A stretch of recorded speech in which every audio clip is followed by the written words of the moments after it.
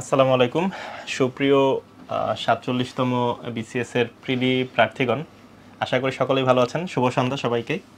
তো আজকে আমরা চলে এসেছি আপনাদের জন্য অনুষ্ঠান নিয়ে ৪৭তম বিসিএস প্রিলি প্রাইম এক্সাম ব্যাচের ওরিয়েন্টেশন প্রোগ্রামে। তো আজকে আমি আপনাদের সাথে আছি শানিরুল ইসলাম শাওন, এবং আমার সঙ্গে আছে আমার অত্যন্ত প্রিয় মুখ আমি জাহিদুল ইসলাম নাহিদ। ধন্যবাদ শাওন ভাই। জাহিদুল ইসলাম নাহিদ ভাই 43rd এর ট্যাক্সেশন ক্যাডারে আছেন, এবং ভাইয়ের জয়েনিং হচ্ছে পরশুদিন। আপনাকে congratulation in advance. Thank you so much ভাই। Same thing for you as well. আপনারা নিশ্চয়ই সবাই জানেন শাওন ভাই অলরেডি বিসিএস পুলিশ ক্যাডারে কর্মরত আছেন, and very soon he is going to join as an assistant commissioner ইনশাআল্লাহ। কংগ্রেচুলেশনস ভাই আপনাকেও। থ্যাংক ইউ, ইনশাআল্লাহ সবাই দোয়া করবেন। সো আমরা মনে হয় আর সময় ক্ষেপণ না করে মূল ক্লাসে চলে যেতে পারি। তো আপনারা যারা ৪৭তম বিসিএস এর প্রিলিমিনারি পরীক্ষার প্রস্তুতি নিচ্ছেন বা এর আগেও প্রস্তুতি নিয়েছেন বা নিচ্ছেন, আপনারা আমি মনে করি যে যারা ভর্তি হয়েছেন বা ভর্তি হবেন বলে সিদ্ধান্ত নিয়েছেন, এটা খুবই বিচক্ষণ একটা সিদ্ধান্ত। কারণ আপনি অনেক বেশি পড়লেন, কিন্তু যতক্ষণ না নিজেকে জাস্টিফাই করতে পারবেন ব্যাটলফিল্ডে আপনি কোথায় থাকবেন সেটা কিন্তু বোঝা যাবে না, ঠিক না? একদম ঠিক বলেছেন শাওন ভাই। আমি নিজে আমার মনে আছে 41st আগে যখনই মানে পরীক্ষা ঘনিয়ে আসলো, পরীক্ষার মাস দেড় মাস আগে থেকে আমি সকাল বিকালে মানে 2টা মডেল টেস্ট আমি দিতাম। হ্যাঁ, আর মডেল টেস্ট দেওয়া কিন্তু শুধু মডেল টেস্ট দেওয়া না, সেটা একটু অ্যানালাইসিস করতে হবে। আলোচনার পরবর্তীতে বলবো। সো আমরা একটু প্রসিড করতে পারি। তো ৪৭তম বিসিএস প্রিলির জন্য কত মাস সময় পাওয়া যাবে, নাহিদ ভাই কি মনে করেন? আমরা তো অলরেডি জানি যে হচ্ছে মে মাসে সম্ভবত হচ্ছে পরীক্ষাটা হতে যাচ্ছে। সেক্ষেত্রে আমরা খুব সম্ভবত 4 মাস বা তার কিছু বেশি সময়, 4 মাসের মতো সময় পাওয়া যাবে। কারণ মে মাসের শুরুর দিকে এবং মধ্যবর্তী পর্যায়ে ৪৬তম বিসিএস এর লিখিত পরীক্ষা এবং ৪৭তম প্রিলিমিনারি পরীক্ষা মোটামুটি অনুষ্ঠিত হবে। এবং ইন্টারেস্টিং ফ্যাক্ট ইজ শাওন ভাই, মানে the time is never enough. আপনি প্রিলির জন্য যখনই প্রস্তুতি নিচ্ছেন সবসময় আপনার ফিলিং কাজ করবে যে আপনি কোনোভাবেই প্রস্তুতিতে কুলিয়ে উঠতে পারছেন না। যদি আর একটা সময় পেতাম। এক্স্যাক্টলি। সো আসলে এটার একটা কারণ আছে যে আমরা আসলে যতই পড়তে থাকি দেখা যায় লাস্টের দিকে যে অনেক বেশি ইনফরমেশন আমরা গ্যাদার করেছি, কিন্তু মাথায় সেগুলো থাকতে চাচ্ছে না। সো লাস্টের দিকে একটু প্যানিকের মতো কাজ করে যে আমি তো পড়েছি কিন্তু মনে থাকতে চাচ্ছে কেন। সো আসলে আপনি 10টা জিনিস পড়লে যে পরীক্ষার হলে 10টাই আপনাকে মনে রাখতে হবে তা কিন্তু না। আপনি এভারেজ 7 থেকে 8টা মনে রাখেন, ইনশাল্লাহ সেগুলো ভালোভাবে অ্যাডপ্ট করতে পারলেই ভালো করতে পারবেন। আর বেশি বেশি পরীক্ষা দিয়ে এই জিনিসটা আপনাকে মানিয়ে নিতে হবে যে আপনি পরীক্ষার হলে ঠিকঠাক মতো যা আছে তা অ্যাপ্লাই করতে পারছেন কিনা, আপনার ভুল হয়ে যাচ্ছে কিনা। সো আপনি আসলে আমি একটু আগে যেটা বললাম, নিজেকে জাস্টিফাই করার খুব ভালো একটা ওয়ে হচ্ছে বেশি বেশি পরীক্ষা দেওয়া।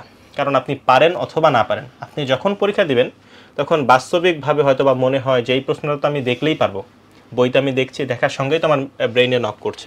কিন্তু পরীক্ষার হলে যখন আসলে বাস্তবিক প্রশ্নটা দেখা যায়, তখন অন্য 2টা কঠিন কোয়েশ্চেনের ফাঁকে তখন এই সহজ প্রশ্নটাও কি আপাত দৃষ্টিতে কঠিন হয়ে যায় কিনা, আপনি ধরতে পারছেন কিনা, বা সবসময় যে প্রশ্নের ভাষাও সেম থাকবে তাও কিন্তু না।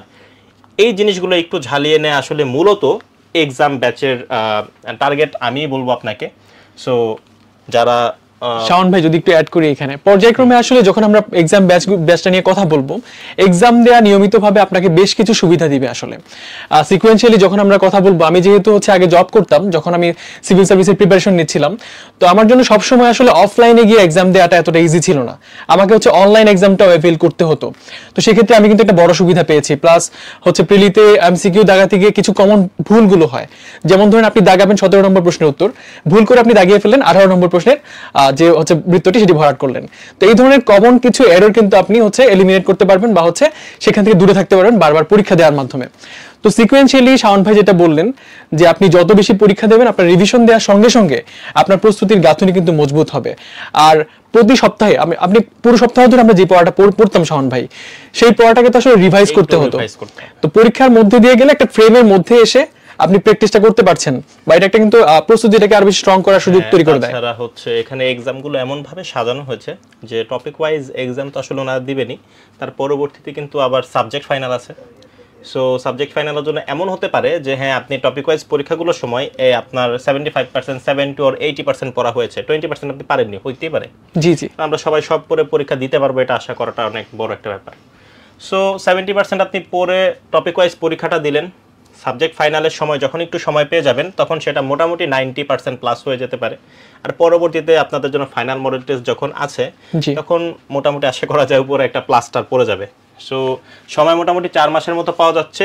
এইভাবেই নিজের স্ট্র্যাটেজি সাজিয়ে নিতে হবে যে কিভাবে শেষ মুহূর্তের কাজটা করা যায়। এখন বিসিএস প্রিলিতে ভালো করার কৌশল, তো তো ভালো করার কৌশলে নাহিদ ভাই আগে বলেন, আমি তো প্রত্যেকবার আগে বলতেছি, তারপর আমি বলবো অবশ্যই। আচ্ছা, সিভিল সার্ভিসে আপনি যেহেতু অ্যাটেম্প্ট নিচ্ছেন, আপনার প্রথম যে বটলনেকটা বা প্রথম যে চ্যালেঞ্জটা সেটা হচ্ছে প্রিলি। তো আপনি প্রিলি যদি ক্র্যাক করতে পারেন তখনই কিন্তু আপনার জন্য পরবর্তী স্টেপগুলো ওপেন হবে। তো এখানে 4.5 থেকে 5 লাখ বা সময় অনুযায়ী সেটা হচ্ছে চেঞ্জ হয়, এমনও হতে পারে যে এবার মানে প্রিলিমিনারি পরীক্ষাটা অনেক বেশি বেড়ে গেছে। তো একটা হিউজ অ্যামাউন্টের প্রার্থীর মাঝখান থেকে আপনি যে সিভিল সার্ভিসের জন্য ফিট প্রথমবার আপনি প্রমাণ করবেন, সেই ধাপটা হচ্ছে প্রিলি। তো আপনি যদি প্রিলিতে ভালো করতে চান, 4 মাস আপনার হাতে সময় আছে, তো আপনি প্রস্তুতি নেওয়ার সময় ফিল করবেন টাইমটা কোনোভাবেই এনাফ না। ইট মাইট সাউন্ড রিপিটিং, 4 মাসের আপনার একটা কৌশল নির্ধারণ করতে হবে। 4 মাস সময়টাকে আপনাকে ভেঙে ভেঙে আসলে পুরো টপিকগুলোকে ভাগ করতে হবে। এখানে শাওন ভাই যখন কথা বলবেন, তিনি হয়তো অ্যাড করবেন যে আমি যেটা করেছিলাম আমার এক্সপিরিয়েন্সটা বলি। আমি আমার প্রিলির সময় আমার একটা গ্রুপ ছিল, আমি মোটামুটি 4 জন নিয়ে একটা টিম করেছিলাম। টিম ওয়াইজ আমরা প্রত্যেকটা সাবজেক্টের জন্য একটা করতাম, মানে টপিক ওয়াইজ ডিভিশন করতাম, যে এই সপ্তাহে আমি এই টপিকগুলোকে শেষ করব। এটা হতে পারে 3-4টা সাবজেক্ট নিয়ে, ঠিক আছে? তো এই 4টা বা 3টা সাবজেক্টকে আমি আলাদা করে ক্লাসিফাই করতাম যে এই টপিকগুলো নিয়ে আমি পরীক্ষাটা দিব সপ্তাহের শেষে। তো এই কাজটা কিন্তু সিম্পল বা সহজ করে দিচ্ছে এখানে উত্তরণ। টপিক ওয়াইজ আপনার হচ্ছে টপিক ভাগ করা থাকবে, আপনি সেই টপিকগুলোর উপর কিন্তু পরীক্ষা দিয়ে নিজের প্রস্তুতিটাকে যাচাই করতে পারবেন। তো আমার কৌশল ছিল, আমি আসলে কি পড়বো তার চেয়ে আসলে বাছাই করার চেষ্টা করতাম যে কোন পার্টটুকু আমাকে পড়তে হবে না। কারণ আপনি যদি বিসিএস এর বিগত বছরের প্রিলি প্রশ্নগুলো অ্যানালাইসিস করেন, তাহলে অবজার্ভ করবেন যে সব প্রশ্ন বা সব টপিকে কিন্তু সমানভাবে ইম্পর্টেন্ট না। বিশেষ করে যেই টপিকগুলো থেকে বারবার প্রশ্ন এসেছে সেই টপিকগুলো আপনি কিন্তু সিলেক্টিভ ওয়েতে প্রস্তুতিটা নিতে পারবেন। তো শাওন ভাই যেমনটা বলছিলাম যে আসলে পুরো সময়টাকে বা 4টা মাসকে আসলে টপিক ওয়াইজ ভাগ করতে হবে। এটা যে যত প্রপারলি করতে পারবে তার প্রস্তুতি তত ভালো হবে। তো আমার মনে হয় উত্তরণ এখানে একটা বড় সাপোর্ট হতে পারে, কারণ এখানে খুব স্ট্র্যাটেজিক্যালি টপিকগুলোকে আলাদা করে ভাগ করা হয়েছে। এক্সামের গ্যাপগুলো নিয়ে আমরা পরবর্তীতে কথা বলবো আসলে। অবশ্যই সেই জিনিসটা রুটিন আপনাদের আমরা দেখাই দিব। সো যেটা আসলে বলবো হচ্ছে, ভাবছিলাম যে কমেন্ট সেকশন তো উন্মুক্ত আছে, প্রশ্ন ড্রপ করতে পারেন। তার মধ্যে একজন ভাই খুব সুন্দর একটা প্রশ্ন আবার ড্রপও করেছেন, শাহিন আলম ভাই, যে আপনাদের পরীক্ষা ওয়েমার শিটে নেওয়া উচিত। সো আমি আপনাকে উত্তর করছি যে এই এক্সাম ব্যাচে যতগুলো পরীক্ষা হবে সবগুলোই কিন্তু আপনাদের জন্য মানে ডাবল ফাংশনিং থাকছে। সো ব্রাঞ্চে যে অফলাইনে তো অবশ্যই আপনি যে হার্ড কপি যেটা আছে ওএমআর শিটে পরীক্ষা নেবেন এবং পরীক্ষা দিবেন, এবং অনলাইনে পরীক্ষা দেওয়ার সুযোগ থাকছে। সো অফলাইন এবং অনলাইনের যে গোছানো যে সমন্বয় সেটা কিন্তু আপনি প্ল্যাটফর্মে পেয়ে যাচ্ছেন। সো আশা করি আপনার প্রশ্নের উত্তর পেয়েছেন। আর আরও যারা লাইভে আছেন আপনাদের কিন্তু আমি বারবার ইনভাইটেশন দিয়ে রাখছি যে কোনো কমেন্টস থাকলে কিন্তু কোয়েশ্চেন থাকলে ড্রপ করতে পারেন, সেটার উত্তর হয়তো বা আমরা দেওয়ার চেষ্টা করবো ইনশাল্লাহ।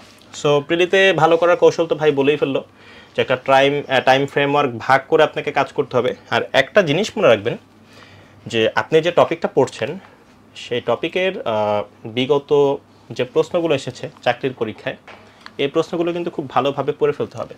কারণ এই চাকরির প্রশ্নগুলো থেকে প্রশ্নটাকে একটু রিঅ্যারেঞ্জ করে কিন্তু বারবার পরীক্ষায় দেওয়া হয়। বিগত বিসিএস এর প্রশ্নগুলো দেখলেই বুঝতে পারবেন। ইভেন আপনি যখন একটা কোয়েশ্চেন সলভ করছেন তখন সেটা রিলেভেন্ট কিছু ব্যাখ্যা কিন্তু নিচে সাধারণত দেয়া থাকে কম বেশি বেশিরভাগ বইতেই। সেই ব্যাখ্যাগুলো থেকে কিন্তু পরবর্তী পরীক্ষায় প্রশ্ন কমন পাওয়ার হার অনেক বেশি। সো মূল যেটা করতে হবে, চ্যাপ্টার ওয়াইজ বিগত প্রশ্নগুলো ভালোভাবে পড়ে ফেলবেন অবশ্যই।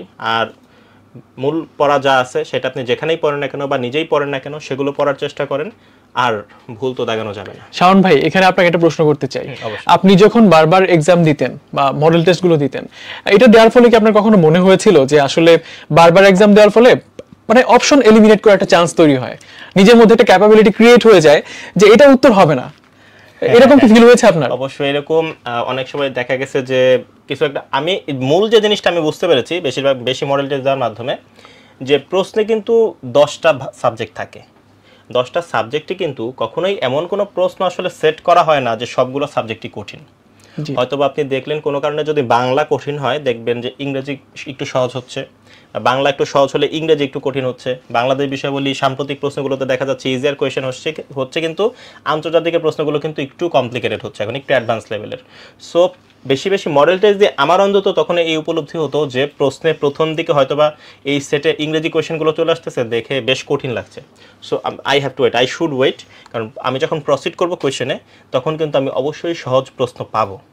আগে উত্তেজিত হয়ে কোনোভাবেই চাপ নিয়ে বেশি দাগানোর একটা টেন্ডেন্সি থেকে ভুল দাগানো কিন্তু যাবে না। তার মানে হচ্ছে বারবার এক্সাম দেওয়ার ফলে আপনি নিজের নার্ভ কন্ট্রোল করার একটা স্ট্র্যাটেজি কিন্তু নিজে অ্যাডপ্ট করতে পারবেন। যত বেশি পরীক্ষা দেবেন, পরীক্ষার হলে বসার যে ফিলটা আপনি যদি অফলাইন দেন সেটা বেশি পাবেন। আবার অনলাইনে যেমন ধরেন আমি যেমন জব করতাম তখন এরকম যাদের বিভিন্ন ধরনের ইনভলভমেন্ট আছে, এমন হতে পারে যে আপনার একাডেমিক লাইফ শেষ হয় নাই, মাস্টার্স করছেন, তো আপনি কি করবেন? আপনি কি পরীক্ষা দিবেন না? অবশ্যই অফলাইন পরীক্ষাগুলো দিবেন, কিন্তু অনলাইনগুলো আপনার জন্য নতুন চান্সেস ক্রিয়েট করবে।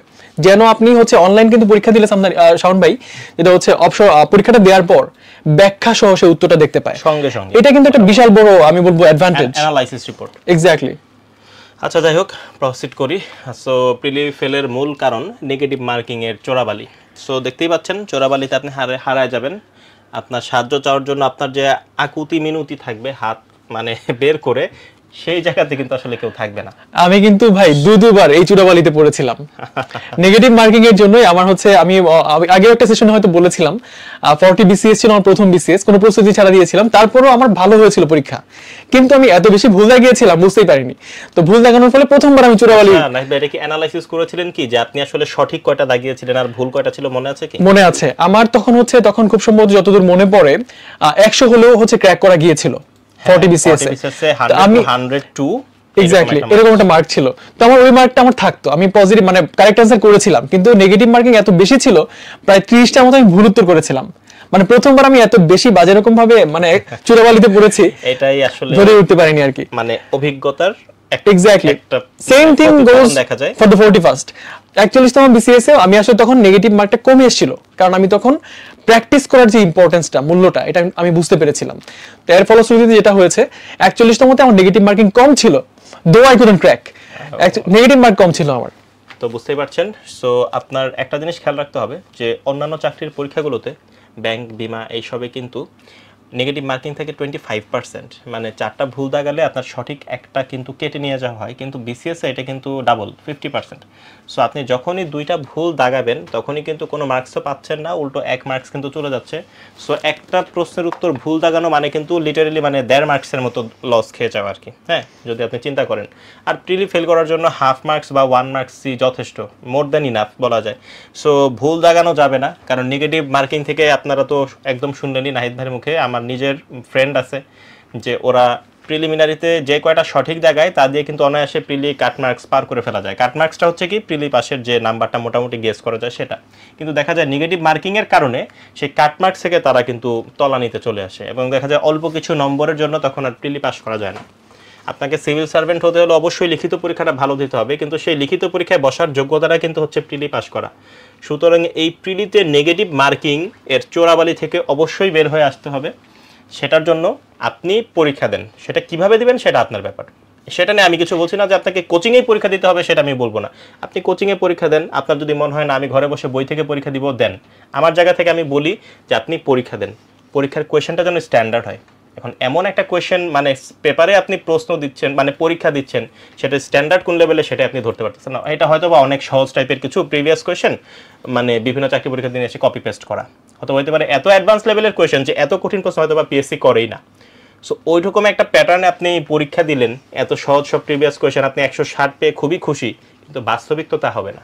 আবার এটা কঠিন কোয়েশ্চেন পেপারে আপনি 70-75 পেয়ে আটকায় যাচ্ছেন, আপনার মন এত খারাপ, আপনার মনোবল ভেঙে গিয়েছে, এরকম কিন্তু কোয়েশ্চেন হয় না। আপনারা একটু কোয়েশ্চেনগুলো দেখলেই বুঝতে পারবেন যে কয়েকটা প্রশ্ন কঠিন হলে সহজ প্রশ্ন অনেক থাকে, সেটা আপনাকে ক্যাচ করে নিতে হবে। সো আপনি যেখানেই পরীক্ষা দেন, যেভাবেই দেন, স্ট্যান্ডার্ড কোয়েশ্চেন্স পেপারে প্যাটার্নে পরীক্ষা দেন, যেন আপনার নেগেটিভ কম চলে আসে। আপনি 130টা দাগান, সেখানে যেন 4টা ভুল হয়, তারপর 124 আপনার থাকে। কিন্তু আপনি স্মার্টনেসের জন্য 175 দাগালেন, সেই জায়গাতে আপনার 120 হলো, 55টাই ভুল গেছে, তখন আপনার মার্কস 100 নিচে চলে আসবে।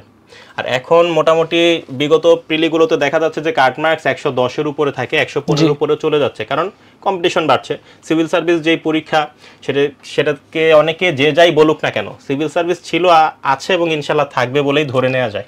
এখানে শাওন ভাই যদি একটু অপিনিয়ন দিই মাঝখানে, সরি টু ইন্টারাপ্ট, যে সিভিল সার্ভিসে একজন ব্যক্তি হিসেবে আপনার যে পার্সোনালিটি ট্রেট গুলো থাকে, যেমন ধরেন আপনাকে স্থিতধী হতে হবে, ধৈর্যশীল হতে হবে, একদম চরম কোনো একটা মোমেন্টে আপনার যে উইজডম, প্রজ্ঞা, প্রত্যুৎপন্ন মন, সেটা দেখাতে হবে। একই সঙ্গে আপনাকে টাইম ম্যানেজমেন্ট এটাতে এক্সপার্ট হতে হবে, স্মার্ট হতে হবে, এবং একই সঙ্গে ভুল কাজ করার যে প্রবণতা সেটা কমাতে হবে।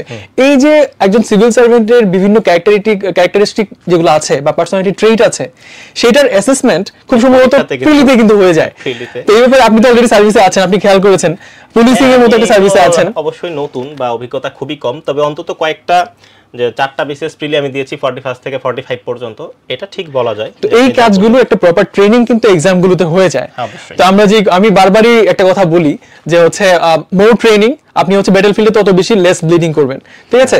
তো আপনার রক্তপাত কমাতে হবে, নেগেটিভ মার্ক সহযুদ্ধ। তো আপনি ফাইনাল পরীক্ষায় যত বেশি হচ্ছে নেগেটিভ মার্কিং বা ব্লিডিং কমাতে চান, আপনাকে তত বেশি ট্রেনিং করতে হবে, তত বেশি মডেল টেস্ট দিতে হবে, এক্সামস দিতে হবে। তো এই বিষয়গুলো আমাদের মাথায় রাখা প্রয়োজন। আর বেশি কিছু বলতে যাচ্ছি না, কারণ বুদ্ধিমানের জন্য ইশারাই যথেষ্ট। আপনাদের জন্য এটাই ইশারা ছিল, পড়েন, পরীক্ষা দেন। শুধু পড়ে কিন্তু আসলে নিজেকে অ্যাসেস করা যায় না। তো 47তম বিসিএস প্রিলি প্রার্থীদের জন্য উত্তরণের আয়োজন হচ্ছে প্রাইম এক্সাম ব্যাচ, এবং পরীক্ষা শুরু হয়ে যাচ্ছে 15 জানুয়ারি, পরশু দিন থেকে। সো 15 জানুয়ারি থেকে যে পরীক্ষা শুরু হয়ে যাচ্ছে, সেটার জন্য খুব সুচিন্তিত একটা রুটিন কিন্তু তৈরি করা হয়েছে, এবং রুটিনটা কিন্তু অলরেডি আপলোডেড। সো এই শাওন ভাই একটু যদি এখানে আপনার কাছ থেকে অপিনিয়ন চাই। আমরা যদি আগের স্লাইডটাতে একটু ফেরত যাই, 15th of January খুবই আমি বলবো যে একটু সিগনিফিকেন্ট একটা ডেট, রাইট? তো আসলে ইন্সপায়ার্ড হওয়ার মতো অনেক কিছু আছে এই ডেটটাতে। হ্যাঁ, এখানে যদি একটু আলোচনা করি, আপনারা নিশ্চয়ই অনেকেই জানেন 43rd BCS এর জয়েনিং কিন্তু এই ডেটটাতে হচ্ছে। তো আপনার সিভিল সার্ভিসের স্বপ্ন একটা ব্যাচ অনেক কিছুর পর আসলে আলটিমেটলি চাকরিতে জয়েন করতে যাচ্ছে। Great time to start. আমার মনে হয় যে আপনারা যারা শুনছেন অলরেডি, চমৎকার ভাবে কিন্তু আসলে আপনারা নিজেদের প্রস্তুতিটা এখান থেকে শুরু করতে পারেন। অন্তত আপনাদের জন্য একটা ইন্সপিরেশন তো কাজ করতে পারে যে না, এই ভাইয়ারা আজকে জয়েন করছে, ইনশাআল্লাহ 2 বছর 3 বছর পর আমার সঙ্গে এটাই হবে। সো আমাকে পরীক্ষাগুলো খুব ভালোভাবে দিতে হবে, যেন আমি প্রথমবারে ইনশাআল্লাহ আমার ক্যাডার হওয়ার স্বপ্নটাকে হাতের মুঠোয় নিয়ে আসতে পারি।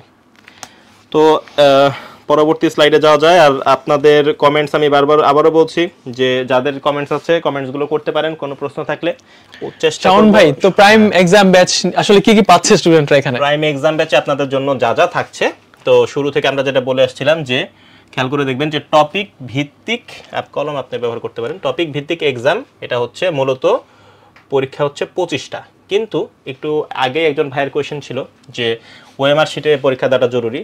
খুবই সঠিক, কারণ আপনি ঘরে বসে ঠিক আছে যখন গোল্লা ভরাট করবেন, তখন মোবাইলের একটা অপশনে ক্লিক করা, আর পরীক্ষার হলে ওএমআর শিটে সেটা কলম দিয়ে হচ্ছে ফিল আপ করা, দুই জায়গার কিন্তু সময়ের কিছু সূক্ষ্ম পার্থক্য তৈরি হয়ে যায়। তাই অনলাইনে পরীক্ষা দেওয়ার পাশাপাশি অফলাইনেও পরীক্ষা দেওয়ার দরকার আছে। সেই চিন্তা থেকে এই জায়গাতে 25 সেট টপিক ভিত্তিক এক্সাম দেওয়া হয়েছে। সো টপিক বেসড যখন পরীক্ষাগুলোকে ভাগ করা হলো, তো এই জায়গাতে আপনার জন্য একটা টার্গেট সেট হয়ে যাবে যে বাংলার সাবজেক্টটা অনেক বড়, কিন্তু এটা যখন টপিক ভিত্তিক 4টা পরীক্ষাতে চলে আসছে, তখন আপনার কাছে সিলেবাসের একটা পোর্শন চলে আসবে।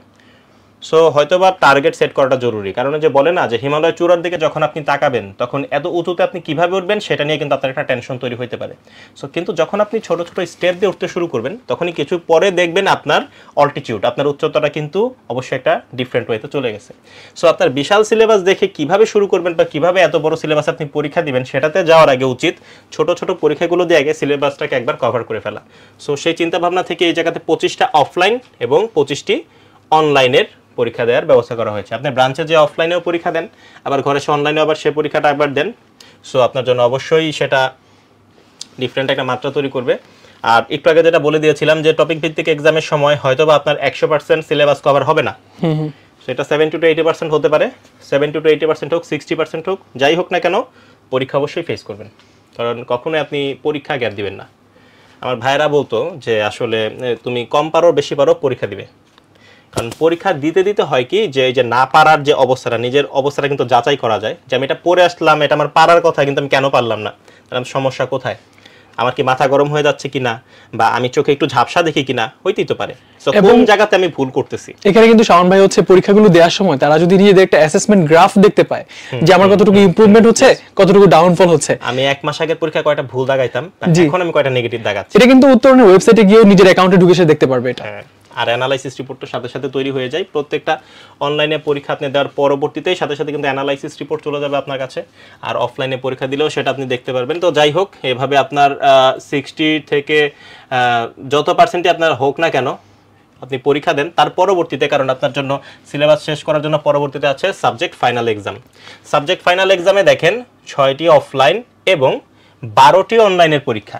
সো 6টি অফলাইন পরীক্ষা তো ডেফিনেটলি আপনি ব্রাঞ্চে যেয়ে দিবেন, আর 12টি অনলাইন পরীক্ষা কেন বলা হলো, কারণ এই জায়গাতে অনলাইনে যে পরীক্ষাগুলো হবে সেই জায়গা থেকে প্রতিটা পরীক্ষার জন্য একটা থাকবে লাইভ এক্সাম, নির্দিষ্ট সময়ের মধ্যে দিতে হবে, আর নির্দিষ্ট সময়ের পরে ব্যতিরেখে আপনি প্র্যাকটিসের জন্য ওই পরীক্ষাটা ভিন্ন মানে কোয়েশ্চেন প্যাটার্নে কিন্তু পরীক্ষাটা দিতে পারবেন। সো অনলাইনে পরীক্ষা দেওয়া কিন্তু 2বার সুযোগ থাকছে আপনার জন্য, আর অফলাইনে পরীক্ষা দেওয়ার সুযোগ তো থাকছেই। আর তার পরবর্তীতে নাহিদ ভাই ফাইনাল ইয়াটা আপনি বলেন। ফাইনাল মডেল টেস্ট যেটা, দেখুন আপনি যখন প্রস্তুতি নিচ্ছেন, আপনার সার্বিক প্রস্তুতি শেষ হওয়ার পর নিজের মধ্যে একটা ফুলফিলিং একটা কি বলবো সন্তুষ্টির যে জায়গাটা, সেটা তৈরি হওয়ার জন্য একটা বড় চান্স হচ্ছে ফাইনাল মডেল টেস্ট। আপনি একদম কমপ্লিট একটা অ্যাসেসমেন্ট 200 মার্কের বড় একটা টেস্ট দেওয়ার মাধ্যমে আপনার নিজের প্রস্তুতির এক্স্যাক্টলি কোন ধাপটায় আছেন বা কোন জায়গাটায় আছেন এটা কিন্তু আপনি খুব ভালোভাবে বুঝতে পারবেন। বিশেষ করে আপনি যখন হচ্ছে আপনার অ্যানালাইসিস রিপোর্টটা পাবেন, কতগুলো ভুল দাগিয়েছেন, ফাইনাল মডেল টেস্টে গিয়ে আপনি বুঝতে পারবেন কোন টপিকটাতে আপনি কতটুকু উইক। হতে পারে আপনি হচ্ছে ম্যাথ খুব খারাপ করছেন, হতে পারে ইন্টারন্যাশনাল অ্যাফেয়ার্স আপনার প্রস্তুতিটা তুলনামূলকভাবে খুবই বাজে বা হচ্ছে খারাপ হয়েছে। তো আপনি ফাইনাল মডেল টেস্টে যাওয়ার সময় আপনি নিজের শেষ মুহূর্তের যে প্রস্তুতিটা সেটাকে একটু শেষবারের মতো দেখে নিতে পারবেন এবং নিজের যে উইকনেসটা আছে সেটাকে কাটিয়ে নিতে পারবেন। আর অলরেডি শাওন ভাই যেটা বলেছেন, অনলাইন এক্সামগুলো কিন্তু অনেকের জন্যই একটা বড় চান্স। যেমন ধরেন আমার মতো যারা হচ্ছে, যদি বলি আমি সার্ভিসে ছিলাম, সার্ভিস বলতে আমি প্রাইভেট একটা জব করতাম, তো আমার জন্য কিন্তু খুব সহজ ছিল না যে অনলাইনে এসে বা অফলাইনে এসে পরীক্ষাগুলো দেওয়া। তো আমার জন্য অনলাইন এক্সামটা একটা বড় চান্স ক্রিয়েট করেছিল। তো আপনারা ওইরকম যাদের বিভিন্ন রকম ইনভলভমেন্ট আছে, আপনারা কিন্তু অনলাইন এক্সামগুলো খুব গুরুত্বের সঙ্গে দিতে পারেন। এটা দিয়ে কিন্তু নিজেদের প্রস্তুতিটাকে আরো ভালো করতে পারবেন। তো একটু কমেন্ট বক্সে যদি একটু চোখ বুলাই, এই জায়গাতে একটা কমেন্টস তো না পড়লেই নয়। এই জায়গাতে মুনমুন জাহান সেতু একটা কমেন্ট করেছেন যে প্রাইম এক্সাম ব্যাচে আমি ভর্তি হতে চাই, আমার কত টাকা লাগবে। আর পরবর্তীতে আবার বলেছেন শাহনুরুল ইসলাম শাহন ভাই আমার কমেন্টটা প্লিজ পড়েন।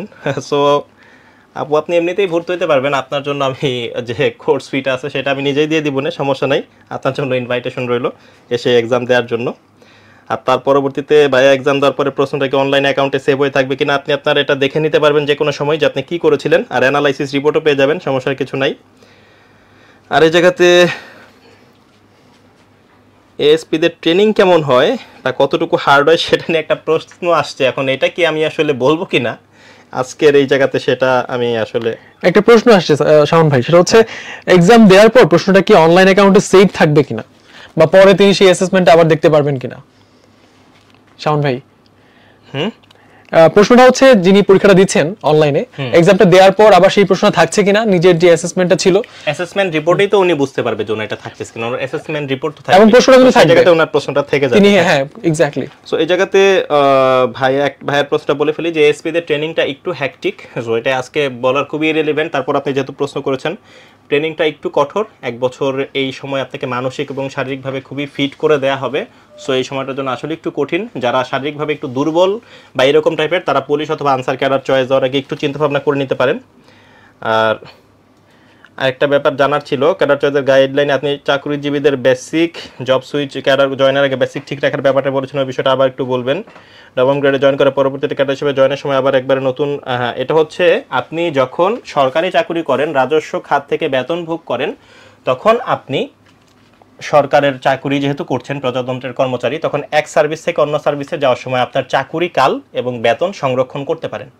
সো চাকুরিকাল সংরক্ষণ করলে হয় কি, সেটা পরবর্তীতে আপনার সার্ভিস লাইফে পেনশনে যাওয়ার সময় অনেক সুবিধার থেকে একটু ইনক্রিজ করে। আর যদি এমন হয় যে আপনার বেতন স্কেলটা বাড়ছে, তাহলে তো নিঃসন্দেহে এটা করবেনই। ধরেন আপনি প্রজাতন্ত্রের অন্য কোনো একটা নবম গ্রেডে চাকরি করে এসেছেন 4-5 বছর, তাহলে আপনার স্কেলটা নিঃসন্দেহে এখন 27-28 হাজার টাকার দিকে চলে গিয়েছে। সো যখন আপনি ক্যাডার সার্ভিসেও ইনক্লুডেড হবেন, তখন আপনি এই বেতনটা সংরক্ষণ করতে পারেন। তখন অন্যরা 23,100 টাকা শুরু করলেও আপনি সেই 27-28 হাজার টাকা থেকেই শুরু করতে পারবেন। আশা করি আপনি স্পষ্ট হয়েছেন। সো এই জায়গাতে 10টি অফলাইন এবং অনলাইন পরীক্ষা তো রয়েই গেল, এবং এটা তো খুবই জরুরি, পূর্ণ নম্বরের আর সার্বক্ষণিক কিউ&এ সার্ভিস। এটা হচ্ছে আপনি পড়ছেন এই 4 মাস 5 মাস, আপনার পরীক্ষাটার সময় বারবার পড়তে হবে। সো এমন অনেক সময় হতেই পারে যে কোনো একটা প্রশ্নের উত্তর নিয়ে আপনি একটু কনফিউজড। যে এটা হওয়া সম্ভব কিনা বা এটা আসলে কি, বা একটু ব্যাখ্যা পেলে ভালো হতো। এই টাইপের কনফিউশন দূর করার জন্য Q&A সার্ভিসে আপনি বাংলা অথবা ইংরেজি মিডিয়ামে যে কোনো প্রশ্ন লিখে অথবা ছবি উঠিয়ে অথবা ভয়েস দিয়ে আপনি আপনার কোয়েশ্চেন ড্রপ করবেন। এক্সপার্ট টিচার প্যানেল আপনার সেই প্রশ্নের উত্তর যথাসম্ভব দ্রুত দেওয়ার চেষ্টা করবে। ঠিক আছে, এটা একটা সার্বক্ষণিক Q&A সার্ভিসটা খুবই একটা এক্সক্লুসিভ ফিচারের মতো থাকছে। এটা আপনি অবশ্যই মানে অ্যাভেল করারটা মানে খুবই ইজিয়ার। সো আমার মনে হয় সার্ভিস বিবরণী আমরা বলে দিলাম, এক্সাম সিস্টেমটা তো বারবার বলে দিচ্ছি যে অফলাইন আর অনলাইন। অফলাইনটা একটু বলেন নাহিদ ভাই। আপনারা নিশ্চয়ই অনেকেই জানেন যে হচ্ছে উত্তরণের যদি আমরা বলি যে উদ্ভাসের যে ব্রাঞ্চগুলো আছে প্রায় 100টার মতো ব্রাঞ্চ কিন্তু এখন সারা দেশ জুড়ে বিভিন্ন প্রান্তে আপনি কিন্তু এক্সাম দিতে পারবেন। তো অফলাইন এক্সাম দেওয়ার একটা বড় সুযোগ, অনেকেই বলে থাকেন যে আমরা হচ্ছে অফলাইন দিতে চাই কিন্তু কোথায় গিয়ে দিব। তো আপনাদের কিন্তু সেই কনফিউশন এখন আর থাকছে না। সারা দেশের আপনারা ওয়েবসাইটে গিয়ে uttaran.academy-তে গিয়েও কিন্তু আপনারা দেখতে পারবেন কোথায় কোথায় ব্রাঞ্চগুলো আছে, ব্রাঞ্চের লোকেশনটা আছে। এছাড়াও কিন্তু উত্তরণের পেজে গিয়ে আপনি কিন্তু লোকেশনগুলো জানতে পারবেন।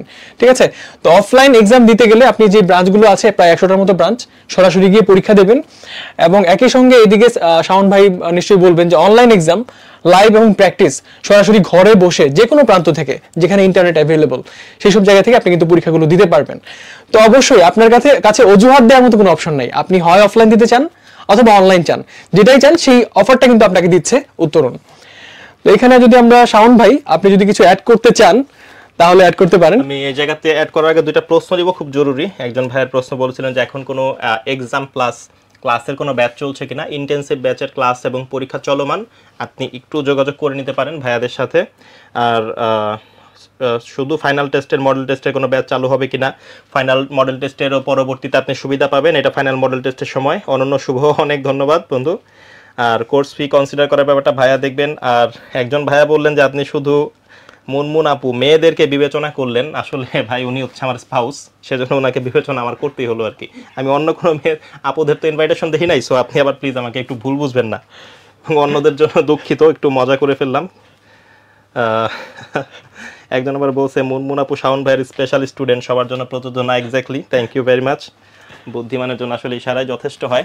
সো আমরা পরবর্তী স্লাইডে যেতে পারি। এই জায়গাতে অনলাইনে লাইভ এবং প্র্যাকটিস, যেটা আগে বলেছি, অফলাইনে প্রায় প্রায় 100টার মতো ব্রাঞ্চ আছে সারা বাংলাদেশে। আপনার নিয়ারেস্ট ব্রাঞ্চে আপনি যান এবং পরীক্ষা দেন, এবং প্রত্যেকটা পরীক্ষার পরেই যেটা থাকছে অটো SMS এ আপনার রেজাল্ট চলে যাবে, অটো SMS এ রেজাল্ট চলে যাবে।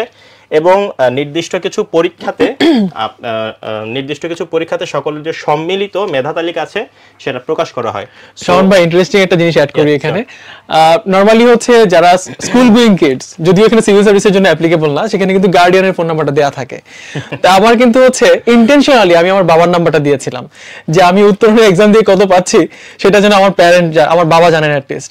তো আপনারা যারা পড়াশোনায় সিরিয়াস, নিজেকে আরেকটু মোটিভেট করতে বা নিজের হচ্ছে পড়াশোনার লেভেল আপ করার জন্য আপনার কাছের আপনার ফ্যামিলি পার্সনের নাম্বারটা কিন্তু দিতে পারেন, যে আপনার রিপোর্টটা যেন তার কাছে চলে যায়, যেন আপনি আরেকটু পুশ ফিল করেন।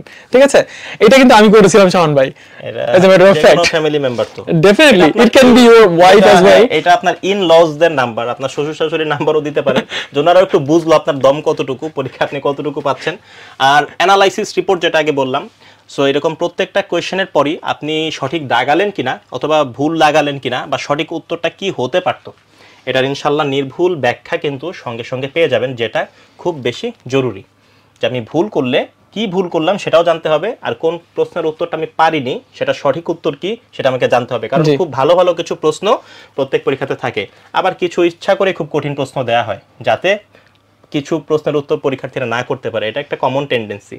সো ওইসব খুব কমন প্রশ্ন নিয়ে কিন্তু আবার হতাশ হওয়া যাবে না। ঠিক আছে, টার্গেট রাখতে হবে যে 200-এর মধ্যে আমি 130 পেলেই প্রিলি পাস করবো ইনশাল্লাহ। সো এরকম 70% মার্কস টার্গেট করে আপনি পরীক্ষা দেন, খুব বেশি স্মার্টনেস দেখিয়ে ভুল দাগানোর বা প্রেশার নেওয়ার দরকার নেই। সো এই জায়গাতে যে কোনো ডাউট সলভিংয়ের জন্য Q&A service, question and answer সার্ভিসটা এখন যেহেতু আমরা Q&A সার্ভিস নিয়ে বলে ফেললাম, আমার মনে হয় সিলেবাসটা আপনাদের একটু রুটিনটা একটু ভালোভাবে দেখা দরকার, কারণ একটা গেম প্ল্যান সাজানো উচিত। কারণ আপনি যখন আমরা একটু ওয়েবসাইটে গিয়ে কিভাবে বের করতে হয় তাদের একটু দেখাই দিলে ভালো হবে মনে হয়। আপনি উত্তরণ একাডেমি সার্চ করলেই আপনার কাছে চলে আসবে হোম পেজটা। ওখানে আপনি স্ক্রল করলে নিচেই তো প্রাইম এক্সাম ব্যাচ, ওই জায়গাতে আপনার সিলেবাস, ডাউনলোড রুটিন, এই তো সুন্দর এক্সাম ব্যাচ এটা চলে এসেছে। তো এই জায়গাতে খেয়াল করে দেখেন শাওন ভাই এখানে প্রাইম এক্সাম ব্যাচের যে রুটিনটা যেটা আছে এটা কিন্তু একটা স্পেশালিটি আছে। স্পেশালিটিটা হচ্ছে দেখেন মোটামুটি একটা ভালো গ্যাপ কিন্তু রাখা হয়েছে টপিক ওয়াইজ। সে প্রস্তুতি নিয়ে নিজেকে যাচাই করতে পারবে, মানে খুব বেশি প্রেসার তাকে ফিল করতে হবে ব্যাপারটা কিন্তু এমন না। আমরা একটু যদি ড্র করি, একটু ড্র করে মনে দেখানো যেতে পারে। আজকে তো 13 তারিখ ওরিয়েন্টেশন তো হয়ে যাচ্ছে, এটা তো কিছুই না। দেখেন আপনার প্রথম পরীক্ষা 15 তারিখ বুধবার, বাংলা ভাষা 1 এর উপর প্রথম পরীক্ষা। 100টা এমসিকিউর জন্য 45 মিনিটস দেওয়া হয়েছে। সো 100টা এমসিকিউর জন্য কেন 45 মিনিটস? কারণ হলো যে আপনি পরীক্ষার হলে 2 ঘন্টায় 200 এমসিকিউ দাগাবেন, ওই জায়গাতে কিছু আপনার সিস্টেম লসের কারণে কিছু টাইম কমে যেতে পারে। সো এই জায়গাতে যখন আপনি 100 এমসিকিউ যখন 45 মিনিটসে দাগাবেন, আবার কিছু কিছু সময় আপনি দেখেন 100 এমসিকিউর জন্য 90 মিনিট সিলেক্ট করা হয়েছে এবং অবধারিতভাবে সেই পরীক্ষাটা হচ্ছে গাণিতিক যুক্তি। কারণ বারবার যে টাইম ম্যানেজমেন্টের কথা আসলে বলা হয়, এই জায়গা থেকে একটু ভালো বুঝতে পারবেন যে কেন তাহলে সময়ের হেরফের। কারণ এমসিকিউ তো 100টাই। কারণ আপনি বাংলা প্রশ্নের উত্তর যখন করবেন বা আপনি বাংলাদেশ বিষয়াবলী অথবা ইন্টারন্যাশনাল অ্যাফেয়ার্সের সময় যখন প্রশ্ন করবেন, তখন প্রশ্ন পড়লে অনেক সময় কমন উত্তরগুলো চোখের সামনে চলে আসবে। 36 সেকেন্ড তখন লাগবেও না। প্রিলিমিনারি পরীক্ষায় 2 ঘন্টায় তো 200 এমসিকিউ থাকে, প্রতিটা এমসিকিউর জন্য 36 সেকেন্ড সময় বরাদ্দ অন অ্যান অ্যাভারেজ। সো অনেক প্রশ্ন আপনার 15-20 সেকেন্ডের ভিতরে উত্তর করা, গোল্লা ভরাট করা হয়ে যাবে। কিন্তু যখন আপনি একটা ইংরেজির গ্রামাটিক্যাল একটা কোয়েশ্চেন একটু অ্যানালাইসিস করতে হবে, যে পিন পয়েন্ট এরর বের করতে হবে যে কোন জায়গাতে ভুল দেয়া আছে, বা হতে পারে আপনার গাণিতিক যুক্তি তো বাদই দিলাম, বা মানসিক দক্ষতা, অনেক সময় গ্রাফিক্যাল কিছু ইমেজ বেসড কিছু কোয়েশ্চেন দেয়া থাকে, অথবা কিছু সঠিক সংখ্যা নির্ণয় করুন টাইপের কিছু বেশ কিছু সূত্র অ্যাপ্লাই করতে, এইসব কিছু প্রশ্নে আছে মানে 1.5-2 মিনিট 3 মিনিট সময় চলে যেতে পারে। সো এটাই তো টাইম ম্যানেজমেন্ট, ঠিক না? আপনি যেগুলো ভালোভাবে পারছেন সেগুলো খুব দ্রুত আপনি অ্যান্সার করে ফেলবেন, যে সময় বাঁচবে সেটা তখন আপনাকে ইংরেজি অথবা গণিতের মতো সাবজেক্টে ইনপুট দিতে হবে। সো এই গাণিতিক যুক্তিতে যদি 100 এমসিকিউতে 60 মিনিট বা 45 মিনিট সময় দেওয়া হতো, তাহলে তো আপনি ঠিকঠাক মতো উত্তর করতে পারতেন না। আবার বাংলাতে যদি 100 এমসিকিউতে আপনার যদি 1 ঘন্টা লেগে যায়, তাহলে মূল পরীক্ষার সময় আপনি কিভাবে সময় বাঁচাবেন? সো টাইম ম্যানেজমেন্ট ট্রেনিং হয়ে যাচ্ছে এখানে তার আসলে। এটা একটু যদি অ্যানালাইসিস করেন নাহিদ ভাই। তো এখানে দেখেন প্রথম পরীক্ষাটা হচ্ছে 15 তারিখ, দেন হচ্ছে 18 তারিখ, দেন 21 তারিখ। মানে প্রতিটা পরীক্ষার মাঝখানে দেখেন 15 পরে মাঝখানে 16-17 বা 18 পরে 19-20 2 দিন করে কিন্তু আপনি গ্যাপ থাকছে। মোটামুটি যদি এটা সিলেবাস একটু অ্যানালিসিস করেন, অনেকটা সমান্তর ধারার মতো, যে প্রত্যেকটা তারিখের পরেই 3 দিয়ে যোগ করে কিন্তু বাড়ছে। কারণ মাঝখানে প্রতিটা পরীক্ষার জন্য আপনাকে 2 দিন সময় দেওয়া হচ্ছে। 2 দিন তো না, আপনি যেদিন পরীক্ষা দিবেন সেদিন পরে আপনার রাতের বেলা আধা বেলা আছে, বা 2 দিন সময় আছে, মানে মোটামুটি 3 দিনের থেকে একটু কম সময় কিন্তু আপনি পাবেন। হ্যাঁ, সো এইভাবে আপনার প্রত্যেকটা পরীক্ষার আগের যে সময় আছে 2-2.5 দিন সময় কিন্তু মোটামুটি ভালোভাবে আপনি পরীক্ষাটা দিয়ে নিতে পারবেন। এইভাবে দেখেন, আপনি যদি খেয়াল করেন এখানে কিন্তু শাওন ভাই সিলেবাসটা কিন্তু দেয়া আছে আমাদের টপিক ওয়াইজ, যে টপিক টেস্টের যে সিলেবাসটা দেখুন সাবজেক্ট ওয়াইজ এখানে ক্লিয়ারলি দেয়া আছে।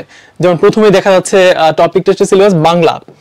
তো বাংলা যদি আমরা একটু দেখি, দেখুন বাংলা ভাষার উপর যে পরীক্ষাটা হবে, বাংলা ভাষা 1-এ কিন্তু টপিকগুলো খুব চমৎকারভাবে উপস্থাপন করা আছে। একটা চমৎকার ব্ল্যান্ড দেখতে পাবেন আপনি, টপিকের ব্ল্যান্ড।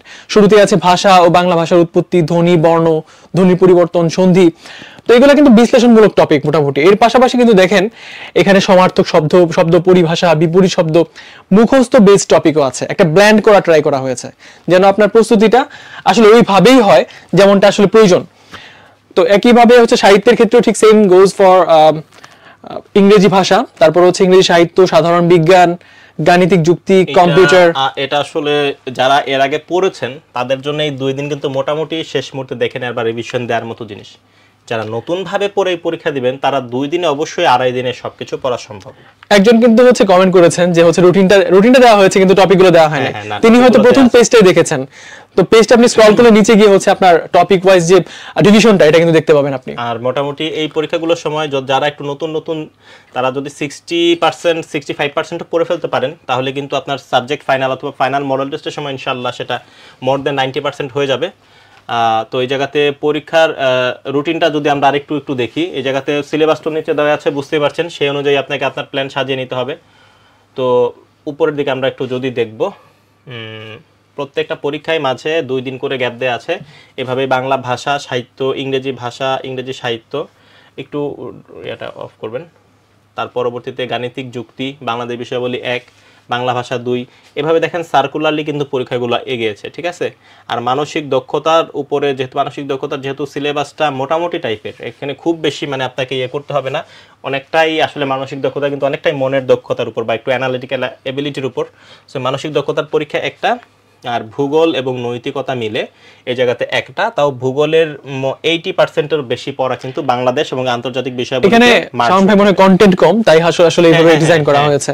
অনেকেই প্রশ্ন করে যে উত্তরণের কি আলাদা ব্রাঞ্চ আছে, তো এই উত্তর কিন্তু এখানে আছে। অফলাইন এক্সামগুলো উদ্ভাসন বিষয়ের ব্রাঞ্চে অনুষ্ঠিত হবে, তো উদ্ভাসন বিষয়ের যে ব্রাঞ্চগুলো আছে সেখানে কিন্তু উত্তরণের জন্য সেটআপ আছে। তো আপনাদের এই ধরনের কনফিউশন থাকার আর কোনো সুযোগ নেই আর কি। সো এইভাবে আপনার যখন 25টা পরীক্ষা চলে যাবে, এই জায়গাতে দেখেন মার্চের 25 তারিখ পর্যন্ত, তারপরে পবিত্র ঈদ উল ফিতরের সময়টা তখনই চলে আসে মার্চের 30-31 তারিখের দিকে। সো এই টপিক ওয়াইজ 25টা পরীক্ষা দেওয়ার পরবর্তীতে, ঈদের পরবর্তীতে, ঈদে যেহেতু একটু আনন্দ করে নেন, তার পরবর্তীতেই সাবজেক্ট ফাইনাল এবং ফাইনাল মডেল টেস্ট শুরু হয়ে যাবে এপ্রিল মাসব্যাপী। তারপরে মে মাস হচ্ছে আপনার নিজেকে প্রমাণের জায়গা। সো এই জায়গাতে মোটামুটি আমাদের অ্যানালাইজ সিস্টেমটা শেষ করতে পারি। আর অনেকের অনেক প্রশ্ন আমরা দেখলাম, কিছু গঠনমূলক কিছু প্রশ্নের কিন্তু উত্তর দেওয়া হলো। সব এক্সাম কি ব্রাঞ্চে দেওয়া যাবে কিনা, এটার উত্তর অবশ্যই দেওয়া হয়েছে।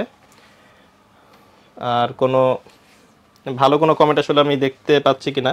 টপিক ওয়াইজ রুটিনটা কোথায় পাওয়া যাবে ইতোমধ্যেই দেখিয়ে দেওয়া হলো। তার পরবর্তীতে ইংরেজি ভাষার টপিক টেস্ট 4 নিলে ভালো হতো। আচ্ছা যাই হোক, এই কমেন্টগুলো তো অবশ্যই ভাইয়ারা বিবেচনা করবেন। তো আমরা কি আর কিছু কি বলার বাকি আছে কিনা আমি বুঝতে পারছি। লাস্ট মোমেন্টে হচ্ছে আমি একটা প্রশ্ন করতে চাই আপনাকে। আপনি তো কতগুলো প্রিলি অ্যাটেম্প করেছেন শাওন ভাই? বিসিএস এ? জি, বিসিএস আমি 4টা প্রিলি অ্যাটেম্প করেছি। এবং 4টাই কি আপনি ক্র্যাক করেছিলেন? আলহামদুলিল্লাহ। আলহামদুলিল্লাহ। তো এখন একটা কমন প্রশ্ন চলে আসে, ক্র্যাক করলেও 41 থেকে 45 পর্যন্ত, এর মধ্যে 45 এর যে প্রিলি, এটা ক্র্যাক করতে আমার খুবই কষ্ট হয়েছে। কারণ তার আগে প্রায় বছর খানেক যাবত ব্যাংকে চাকরি করি, তো পড়াশোনার ধারে কাছে হতো নাই। কারণ 41 আর 43 এর প্রিলির সময় মোটামুটি পড়াশোনা করেছি, তারপরে তো আর ওরকমভাবে আসলে পড়া হয় না পরেরগুলো। সো 44ও তেমনভাবে পড়া হয়নি, কিন্তু পরীক্ষা ভালো হয়েছিল। 44 এর কোয়েশ্চেনটা একটু ইজিয়ার ছিল, কিন্তু 45 আমি দেখলাম মানে আমি পরীক্ষার হলে আল্লাহ আল্লাহ করতে করতে যে এবার যদি আমি ফেল করি, কারণ আমি নিয়ত করে গিয়েছি ওটা হচ্ছে আমার জীবনের লাস্ট প্রিলি, আল্লাহ এবার আমি জীবনের লাস্ট প্রিলি দিচ্ছি, আমি নিয়ত করে যাচ্ছি। তো ওই লাস্ট প্রিলি দিতে গেছি, তখন ভাবছি যে যদি আল্লাহ না করুক ফেল করি তাহলে মনটা খারাপ হয়ে যাবে। এই গুনে গুনে পরীক্ষা দিয়ে দেখলাম যে কাটমার্ক সম্ভবত 122 বা এরকম ছিল, আমার মনে হয় 132 বা এরকম থাকতো আর কি। যাক আলহামদুলিল্লাহ। শেষ মুহূর্তে জাস্ট আপনি একটু বলে যাবেন, আপনি সিকোয়েন্সিয়ালি অনেকগুলো প্রিলি ক্র্যাক করেছেন, তো একটা বড় প্রেক্ষাপটের পর এখন দেখছি যে নেক্সট প্রিলিটা হতে যাচ্ছে ইনশাআল্লাহ।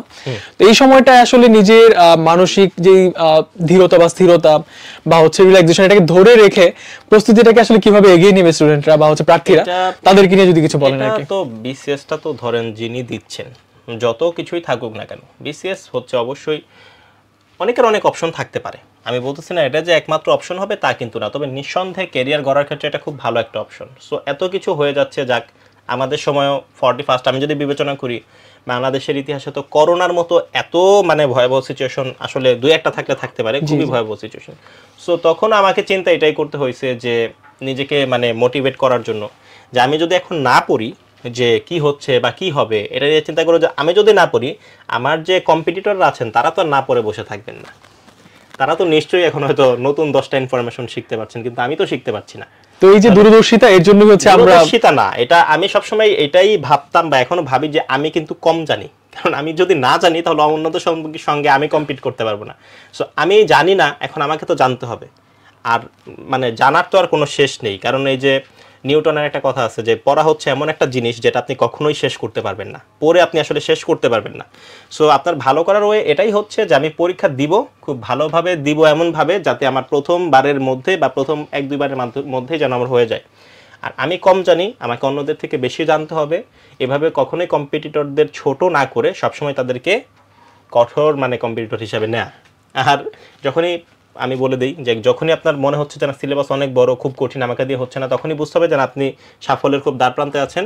আর কঠিন পরীক্ষাগুলো কিন্তু সৃষ্টিকর্তা তার শক্তিশালী সৈনিকদেরই দেন, তার মানে আপনি একজন খুব ভালো একজন ওয়ারিয়র, এটা কিন্তু আপনাকে মাথায় নিয়ে নিতে হবে। আশা করি চমৎকার মোটিভেশন আমাদের প্রার্থীরা পেয়ে গেছেন। না, এটা চিন্তা ভাবনা নিজেকে ঠিক রাখার জন্য, কারণ আপনি নিজে পড়ার টেবিলে না রেখে মুভি এখন 3 ঘন্টা একটা দেখেন, আপনার নিঃসন্দেহে আপনার কম্পিটিটর এই 3 ঘন্টা পড়বে। আজকে 3 ঘন্টা একটা মুভি দেখেন, 2 দিন পরে আরেকটা সিকুয়েল দেখতে বা প্রিকুয়েল দেখতে ইচ্ছা হবে। সো এই ফাঁদে যদি একবার পড়ে যান তখন পড়ার টেবিলে আর মন বসানো যাবে না। সো এই জায়গাতে আপনাদের জন্য ডিটেইল ইনফরমেশন দেওয়া আছে, খুবই অ্যাভেলেবল। সো ভালোভাবে রুটিন দেখেন, অ্যানালাইসিস করেন, নিজের গেম প্ল্যান সাজিয়ে নেন যে প্রথম পরীক্ষা থেকে কিভাবে ভালো করা যায়। আজকে প্রশ্ন উত্তর তো আমাদের ইতিমধ্যেই চলছে। সো এখনও সময় আছে, কেউ যদি কোনো ভালো প্রশ্ন করতে চান অফলাইনে, শুধু অফলাইন কোনো এক্সাম ব্যাচ আছে কিনা, শুধু অফলাইন তো হবে না, অনলাইনের সঙ্গে মিশেল হবে। পরীক্ষা কোন সময় দেওয়া যাবে, আপনি ব্রাঞ্চে লাইভ এক্সামগুলো দেওয়ার জন্য নির্দিষ্ট সময় থাকে, আর অফলাইনে পরীক্ষাগুলো নির্দিষ্ট তারিখে আপনি ব্রাঞ্চে যে কোনো সময় দিতে পারবেন। আর রেজিস্ট্রেশন করতে চাচ্ছি সেটা আপনি একটু বিস্তারিত দেখে নেন। আমার মনে হয় আজকে আমরা আর কিছু হয়তো বা কথা না বাড়াই ওরিয়েন্টেশন প্রোগ্রামে, কারণ পড়ার টেবিলে বেশি সময় দেওয়া উচিত। সো গোছানো প্রস্তুতির একটা চমৎকার সুযোগ প্রাইম এক্সাম ব্যাচ। বিশেষ কঠিন নয়, প্রস্তুতি যদি গোছানো হয় আর প্রিলিমিনারি সময় একটু ভালোভাবে পড়লে সেটা রিটেনের বেলায় অনেকটুকুই হেল্পফুল হয়। সবাই ভালো থাকেন, সুস্থ থাকেন, সকলের মঙ্গল কামনা করি এবং সবাই যেন মেরিট লিস্টে নিজের নাম দেখতে পান। এইভাবেই পরীক্ষা দেন, উপরের দিকে অবশ্যই। ভালো থাকবেন, ভালো থাকবেন সবাই, আসসালামু আলাইকুম।